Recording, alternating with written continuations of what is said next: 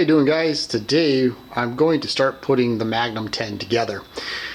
My goal is hopefully have the whole long block back together by the end of the day. As you can tell, I've just shot it with some etch primer just to cover up the steel. I'll paint it after I get the motor together, and the reason for that is that you just kind of bomb it all at once. Everything is set to go other than like a last minute cleaning. The crankshaft is set to go, the main bearings are good to go, the steel governor gear is clean, governor parts, this is the intake keepers, this is the exhaust keepers. Everything's been measured and set. I did set the valve lash by just adjusting the nuts, or excuse me, the bolts and the lifters with the valves in place. These valves aren't even in. I gotta install the springs. Haven't done that, but that's all set to go. The camshaft is got to come back out, but it's set to go. It does have I still have the original factory cam shim, so we're just going to reuse that. There's no wear, so that's perfectly fine. Obviously end gap the rings, piston just needs to be cleaned, the rings need to be cleaned and put back together. I did do a very light little port job on the intake just to smooth it out, just get rid of some of that rough casting. So that's all set. The bore is in good shape, just needs to be cleaned and then oiled. So at this moment in time, I'm going to start pressing in the bearing, or at least the bearing. Well, first, going to empty out the block, get the cam and the pin out of the way, the lifters, the valves. I'm going to press the main bearing into the block, and then I'm going to install the valves with the springs, the keepers, and all that. Okay, so what I'm doing now is I'm just putting the intake valve into place. I have my spring compressor compressing the spring retainers and the new valve spring in place. I just put a little bit of white grease on the end of the valve to hold the keepers in place, assembly lube on the actual valve stem just to lube it. So I'm going to release this and do the exhaust. Okay, now I installed the governor. We have the steel governor gear retainer. We have the actual governor shaft with the brass bushing. Let's turn on some light. Oh, let there be light. And then you can see the steel governor gear is in there, the weights are in there, everything's pre-lubricated. We'll take a little peek in here, and you can actually see right there in the background up against that freeze plug like thing, there's the governor actuator, I guess is what you would call it. The screws in place. You can see some white grease in there. I do have assembly lube on the post of the governor gear itself. So all that's installed. I did put a little bit of RTV black sealant around the bushing just before I tightened it down, so that way that's sealed up. This has a copper washer. There's no need to do that. Just snug it down, snug it down.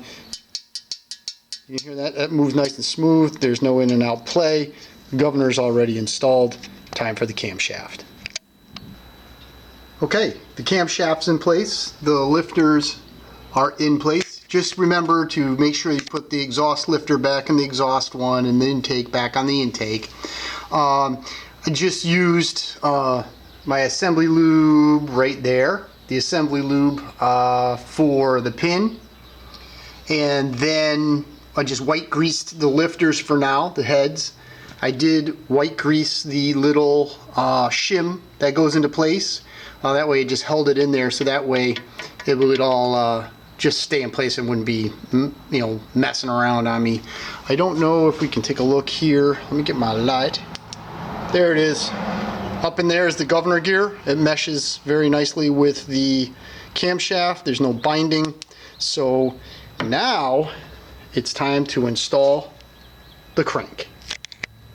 So as you would think, installing the crankshaft should be fairly easy. You take the timing mark that's on the camshaft right here, and you line it up with the timing mark on the crankshaft. Well, I didn't know this, but the Magnums have two timing marks, a large one and a little one. So my old K-series book wouldn't work because it only has the old timing mark. So I went online and finally downloaded the Magnum manual, And this mark is your primary mark, and the little mark is for the balance gears. This motor never had balance gears in it. They're factory plugged off, so the two balance gears that would have been here were never even in this motor, which is fine by me because I would have removed them anyways and not used them after reading online about how they come apart. So no balance gears, so this mark doesn't matter. Primary timing mark needs to be lined up with the camshaft mark, which is right there. Sorry. So we're going to do that, press this crankshaft back into place, and we should be all set. It's a little difficult to see, but the primary timing marks are dead nuts, so we shouldn't have any issue with that. As you can tell, I'm using some professional lighting here in order to get that for you, but there they are. The timing marks are dead nuts. So with that, crankshaft's installed. Let's do the piston and the rod. Alright, so with a little finagling here and there, we do have the piston in the bore. Everything's been torqued into place. I know I don't have the bearing plate in place. There's a reason for that, and I'll talk about that later, but at this moment in time, it's acceptable, trust me. I've done this before. But the rod is in, the crank is in, the camshaft's in, the governor's in, the valve's in. So right now what I'm going to do is I'm going to put the oil pan on it, bolt that all down, and then we'll come back and finish up the video.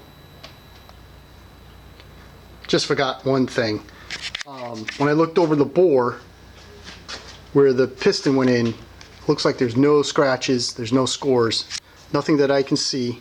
So I'm going to call that a pretty good install. Sometimes, you know, if one of the rings aren't really good in the compressor or something to that effect, if one of the end gaps didn't take all the burrs off, you know, it sucks, but every once in a while a line will show up in the bore when you first pound it in there or tap it in there. But in this case, it's clean. Alright, next step. Here it is, guys, all put together for today.